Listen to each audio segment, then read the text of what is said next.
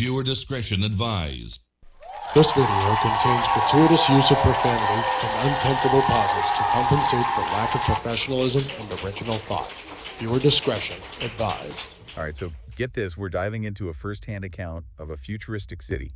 Oh, wow. Called Neon City. Okay. 3 light years away. 3 light years. Our source material is a live stream. Wow. Okay. Not some stuffy research paper or anything. Oh, cool. It's raw, unfiltered. Nice. And honestly, kind of mind-blowing. Yeah, it's fascinating. It's like we're experiencing Neon City alongside our guide, Right. a content creator who calls himself Hustleman 3.0. Hustleman 3.0. I love it. Yeah, he's giving us this incredible glimpse into another world through his eyes. And what a world it is. Imagine a city that glows with architecture, that seems to defy gravity flying vehicles zipping around. It's like something out of a movie. Like it's nothing fine. Hustleman's descriptions make it feel so real. Yeah, you can almost reach out and touch it. Like you could reach out and touch it. It's amazing. And it's not just a visual spectacle. Right. From what he shared, Neon City seems to have a completely different societal structure. Yeah. He hasn't encountered any signs of conflict, crime, or poverty. Makes you wonder what they figured out that we haven't, right? Seriously, it's a stark contrast to the issues we grapple with here on Earth. Yeah, for sure. He even mentions that the people of Neon City don't seem to have traditional religions. Interesting. They focus on inner meditation, Okay. which they believe is the source of their collective energy. That's cool. I like that. And get this, they think it's what makes the city glow. Whoa, hold on. Their collective meditation is powering the city lights. That's what they seem to believe. That's wild. It's like a real-world manifestation of positive energy. It really is mind-blowing. It challenges so many of our assumptions about the relationship between our inner world and the physical world around us. Totally. But before we dive too deep into that, let's introduce our guide a bit more. You've been digging into his background. What can you tell us about Hustleman 3.0? So Hustleman 3.0, he's clearly tech-savvy. He navigates digital platforms and the metaverse with ease. Yeah, he seems to really know his way around. Oh, yeah. And he refers to his vehicle as a skyjet. A sky. Which I think kind of gives you a sense of his personality. I like it. Kind of playful, embracing the futuristic vibe. Makes sense. And get this. He actually traded his content creation skills What? to acquire a futuristic car in Neon City. No way he bartered his skills for a car. Yeah, talk about a forward-thinking entrepreneur. That's incredible. Yeah. It sounds like he's really found a way to leverage his existing talents in this new environment. Yeah. I mean, not many people would think to use their social media skills to barter for goods and services in a futuristic city 3 light years away. Right, it speaks to his adaptability, his ability to think outside the box. Absolutely. And he's got a pretty dedicated following back on Earth, people eager to hear about his experiences. Well, I can see why. He's actually part of an affiliate program where he promotes products to his audience, emphasizing quality over quantity. Smart move. He even mentions having Ray-Ban smart glasses for sale. Oh, very cool. Yeah. So even though he's light years away, he's still finding ways to connect with his audience and build a business. He's hustling. That entrepreneurial spirit is really impressive. And speaking of the journey itself, traveling 3 light years, that's a concept that's hard to even wrap your head around. It really is. Right. And he makes this funny comment about bringing his own marijuana because they don't seem to have it in Neon City. Wait, they don't smoke in Neon City? Apparently not, or at least not the kind he's used to. That's wild. It's a small detail, but it highlights the potential cultural differences he's encountering. Definitely. And it makes you wonder about the logistics of a journey like that. Right. What kind of technology is involved? What kind of preparation is required? It must be an incredible experience, but probably pretty isolating too. Absolutely. And he does mention feeling a sense of loneliness at times. Really? Despite being surrounded by this incredible technology and seemingly utopian society. I can see that happening. It would be kind of like being the first person on Mars. Exactly. And he even has an AI companion named Eston, Eston. who seems to be both helpful and a bit of a headache at times. An AI companion. I'm intrigued. Tell me about Eston and what role he plays in Hustleman 3.0's journey. Well, Eston is supposed to help Hustleman navigate Neon City and process information, Okay. but he seems to be a bit glitchy. Oh no. There's this one hilarious moment where Eston starts responding in Spanish, and Hustleman has to give him what he calls a doggy bone. A doggy bone. What's that? Basically a reset. Oh, so he has to reboot his AI companion every now and then? It seems like it. That's like dealing with a temperamental teenager sometimes. Right.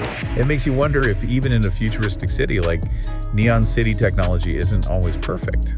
Exactly. And Hustleman often chooses to do things manually because he doesn't always trust Eston's reliability. Yeah, that makes sense. It makes you think about the balance between human skill and AI assistance, even in a world where technology is so advanced. So we've got this fascinating picture starting to emerge, a futuristic city that seems like a utopia, a tech-savvy content creator documenting his experiences, Right. an AI companion who's more of a sidekick than a supercomputer.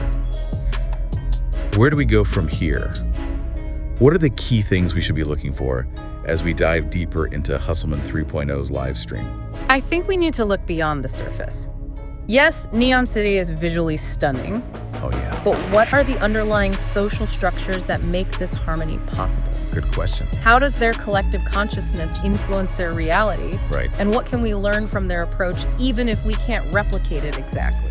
That's a great point. It's not just about gawking at the shiny buildings and flying cars. No. It's about understanding the deeper implications of what Hustleman's showing us. Exactly. Okay, so we're not just passively observing. We're actively analyzing. We're looking for the deeper meaning behind the spectacle. I like it.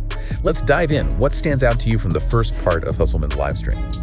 Well, there's this one moment where Hustleman is trying to help a dedicated subscriber named Joel become a member of his channel. Okay. They're going back and forth, troubleshooting iPhone compatibility issues, direct links, all sorts of things. That sounds like tech support troubles. It almost seems like there's some kind of barrier preventing Joel from accessing the content. That's interesting. You mentioned earlier that Hustleman is part of this affiliate program where he promotes products to his audience. Yeah. Do you think there's a connection there? Could there be some kind of gatekeeping happening even in this seemingly utopian society? It's definitely something to consider. After all, even in a technologically advanced world, issues of access and exclusivity can still exist. That's true. It makes you wonder what the true cost of this utopian lifestyle might be. Yeah, a good point to ponder. Okay, so we've got the visual spectacle, the societal structure, the individual journey of Hustleman 3.0, and now this potential undercurrent of exclusivity. Anything else we should be keeping in mind as we continue our deep dive? I think it's important to remember that this is just one person's perspective. Hustleman is showing us Neon City through his lens. His experiences and observations are shaped by his own background, biases, and goals. That's a crucial point. We need to be critical consumers of information, even when it's coming from a source as engaging and seemingly transparent as Hustleman 3.0. We need to ask ourselves, what might he be missing? What other perspectives are out there? And how can we piece together a more complete picture of this fascinating and potentially complex world? Exactly. And as we delve deeper into the live stream, I think we'll find even more layers to unpack, more questions to explore, and perhaps even more surprises along the way. All right, I'm ready for the next level of this deep dive. Let's see what other secrets Neon City holds. So picking up where we left off, one thing that really struck me is Hustleman's observation about loneliness at the top. Yeah, it's a really powerful observation. It makes you think about the human need for connection, no matter how advanced our surroundings become. Do you think his loneliness stems from being so far from home, or is there something more to it? I think it's a combination of factors. He's physically far from Earth, yes, but he's also mentally and emotionally in a different space. Right. He's experiencing things that no one else on Earth has, seeing the world through a completely different lens. That kind of isolation can be profound, even with an AI companion by his side. And speaking of Eston, his AI companion, you mentioned earlier that Eston seems to have a mind of his own. Mm-hmm. Do you think Hustleman's reliance on Eston, despite his glitches and quirks, contributes to that sense of isolation?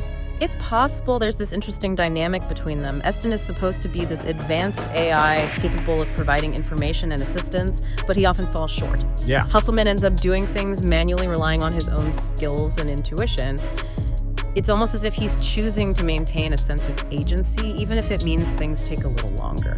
That makes sense. There's something to be said for maintaining a sense of control, especially in an environment that's so unfamiliar. But let's shift gears a bit and talk about the society of Neon City itself. From what Hustleman has shown us, they don't seem to have any dogma or organized religion. Instead, they focus on inner peace and meditation. What are your thoughts on that? It's a radical departure from most societies on Earth, where religion and ideology often play a central role in people's lives. Hustleman seems to suggest that this focus on inner peace is what allows them to achieve such a harmonious existence. It's as if their collective energy focused inward creates a ripple effect that manifests in their external reality. It's a mind-blowing concept, and it ties back to that idea we talked about earlier, the connection between consciousness and the physical world. But it also raises some questions. If their society is built on this foundation of inner peace, what happens when someone disrupts that harmony?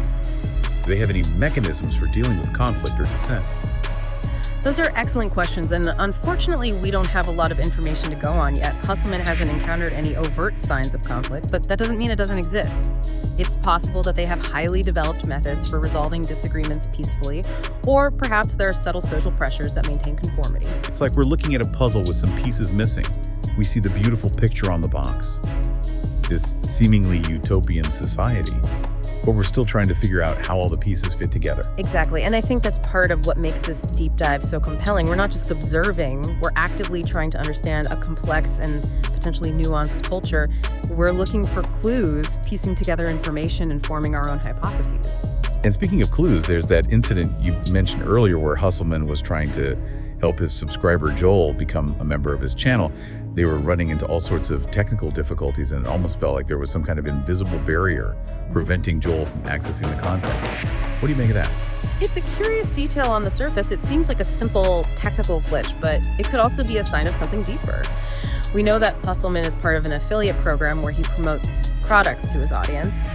Could it be that there's some sort of gatekeeping mechanism in place designed to control access to information or resources? That's a pretty big leap, isn't it, to go from a technical difficulty to a conspiracy theory about information control? Perhaps, but I think it's worth considering all possibilities. Remember, we're dealing with a society that's light years ahead of us. Technologically, they may have developed systems and protocols that we can't even fathom. Okay, I'll grant you that, but even if there is some form of gatekeeping going on, wouldn't that contradict the idea of a utopian society? Not necessarily. Utopias are often defined by their ideals, not by their realities. Even the most well-intentioned societies can have blind spots or systems that create unintended consequences.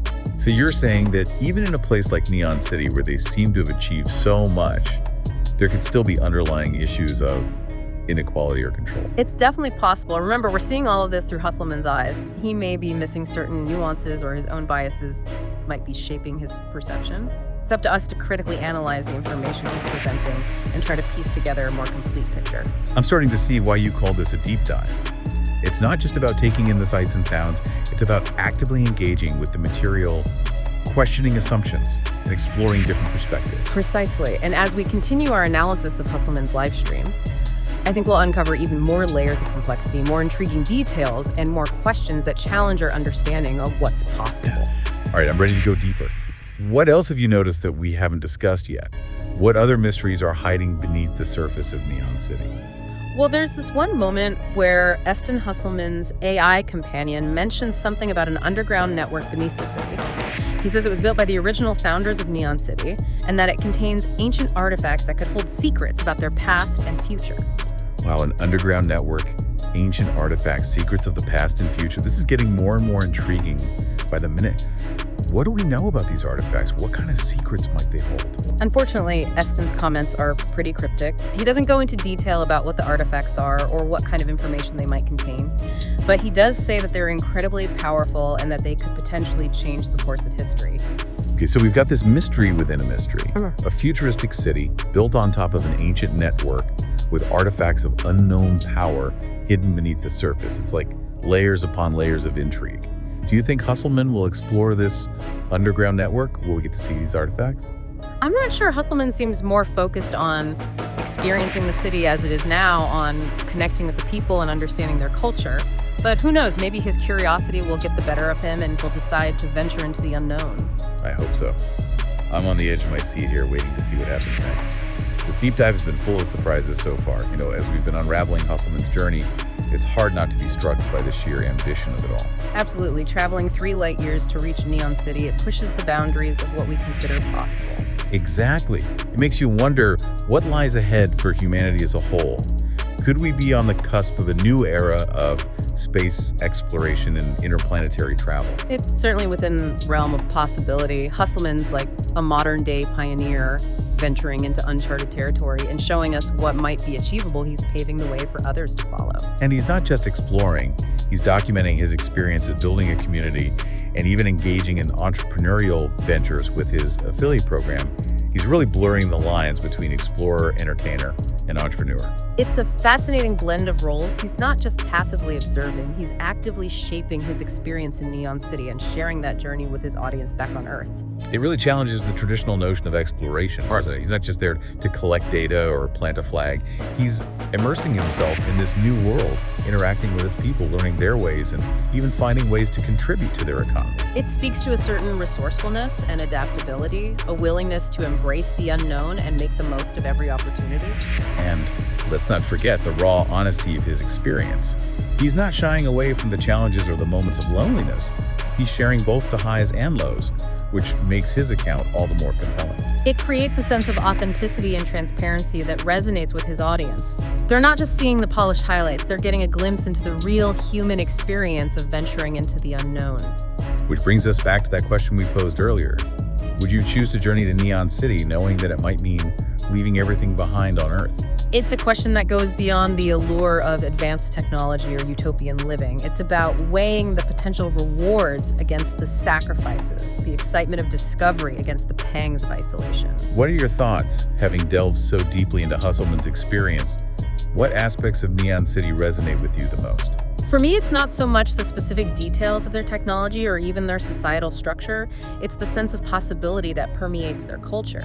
The idea that they've created a world where peace, harmony, and personal growth are paramount.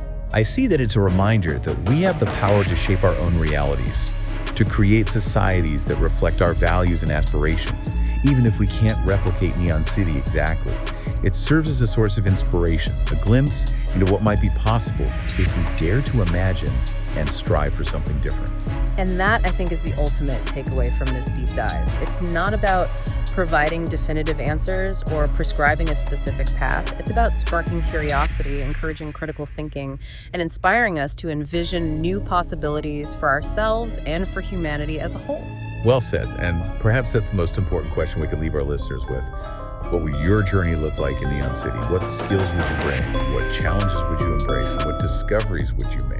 It's a world ripe with potential, and it's waiting to be explored. So keep questioning, keep imagining, and who knows, maybe one day you'll find yourself on your own deep dive into the unknown.